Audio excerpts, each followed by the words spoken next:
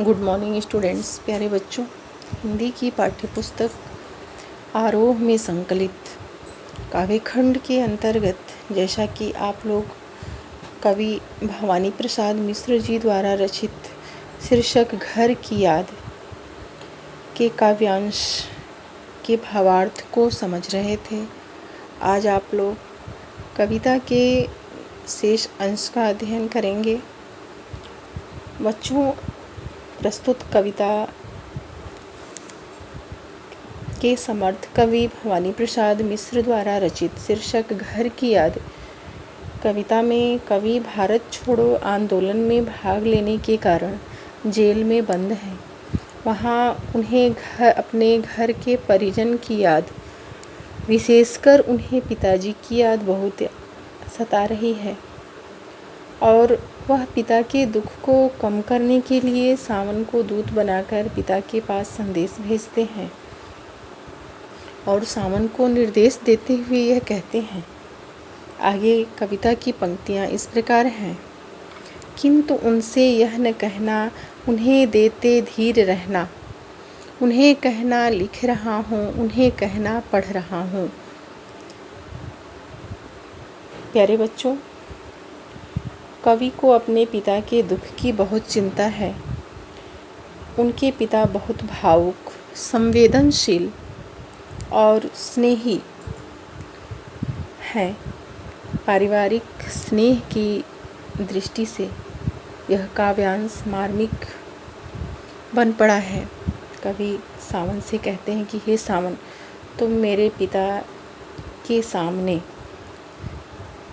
ये निराशाजनक बातें मत कह देना, किंतु उनसे यह न कहना, ये निराशाजनक बातें मत कह देना।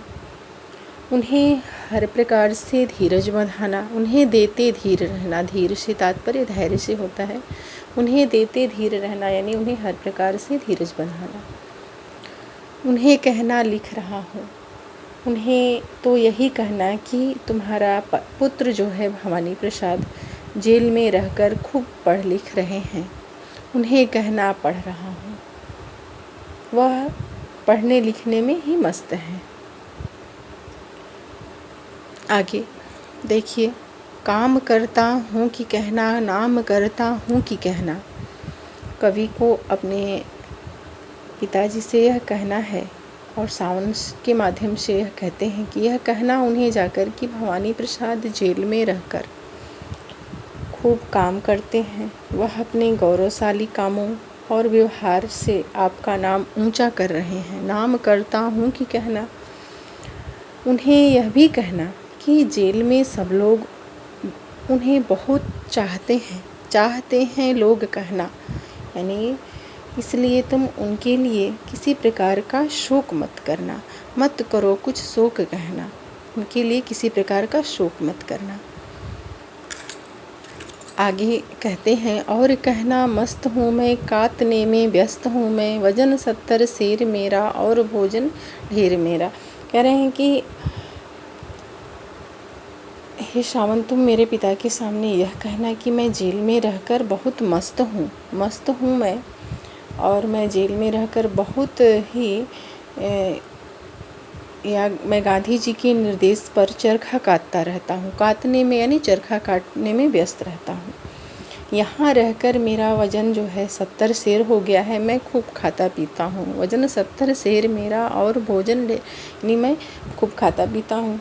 आगे देखिए, कूदता हूँ खेलता हूँ, दुख डंट कर ठेलता हूँ, और कहना मस्त हूँ मैं, यूँ न कहना अस्त हूँ मैं। कवि कहते हैं कि हे सावन, पिताजी से यह भी कहना कि भवानी प्रसाद जेल में खूब खेलते हैं, खूब कूदते हैं और वहाँ उन दुखों को अपने से दूर भगाते हैं। किसी प्रकार का उन्हें क्लेश नज़दीक नहीं आने देता है। इस प्रकार कहते हैं कि वे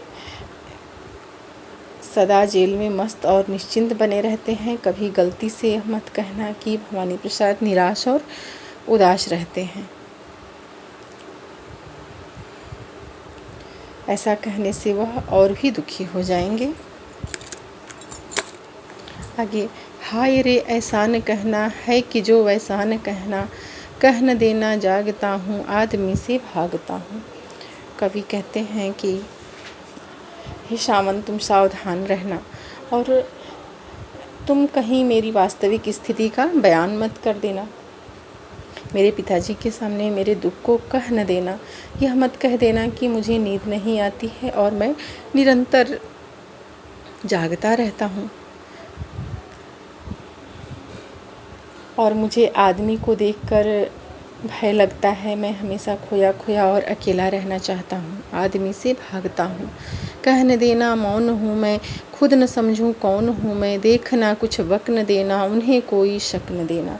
कभी कहते हैं कि असावधानी के कारण ऐसा शब्द मुँह से न निकाल देना या मेरे ढंग से मत बोलना कि तुम्हारी बात की सच्चाई में उन्हें संदेह हो जाए। और कहते हैं कि अपने मुंह से ये शब्द निकाल मत देना कि वे तुम पर विश्वास ही न करें। यदि ऐसा हुआ तो इससे उनका दुख और भी बढ़ जाएगा और इसलिए तुम विशेष रूप से सावधान रहकर यह कार्य करना। उन्हें कुछ बक न देना, ऐसा कुछ उन्हें बोल मत देना। आगे कहते हैं उन्हें कोई शक न देना और उन्हें ऐसा करने से कोई शक मत देना, यानी उन्हें वे तुम पर बहुत ही विश्वास करते हैं और यदि ऐसा हुआ तो इससे उनका दुख और भी बढ़ जाएगा। आगे कहते हैं हे सजीले हरे सावन, हे कि मेरे पुण्य पावन, तुम बरस लो वे न बरसें, पाँचवीं को वे न तरसें। कवि कहते हैं कि हे हरे भरे सुंदर सावन, मेरे पुण्यवान और पवित्र मित्र, तुम चाहे जितना भी बरस लो, तुम बरस लो वे न बरसें, बरस लो, पर ऐसी कोई बात मत बोल देना जिससे मेरे पिताजी को मेरी याद आ जाए। पाँचवीं को वे न तरसें, क्योंकि मैं अपने पिता का 5वां पुत्र हूँ और वे रोने लगें और अपने 5वें पुत्र की याद में तरसने लगें। बच्चों यहाँ पे बक और शक शब्दों का प्रयोग दृष्टव्य हुआ है आगे की पंक्तियों में, लेकिन इस पंक्तियों में 5वें शब्द के प्रयोग से इतनी करुणा है, यह देखने योग्य है। सावन शब्द के लिए हरा, सजीला और पुण्य पावन आदि विशेषण शब्दों का प्रयोग जो किया गया है वह अत्यंत सार्थक है। इस तरह कविता में कवि कहते हैं कि वह जेल में रहकर घर के वियोग से पीड़ित हैं। उनकी मन स्थिति बहुत ही एकांतमय हो गई है। वे जेल में रहते हुए बहुत उदास, उद्विग्न और मौन हैं। वह चाहते हैं कि उनके माता पिता उनके वियोग से पीड़ित न हों। बच्चों, मिश्र जी की भाषा की विशेषता उनकी सहजता है। वे बोलचाल की सरल मोहक भाषा के धनी हैं। इस प्रकार कविता के अंश का व्याख्या आप लोग पढ़िए। धन्यवाद।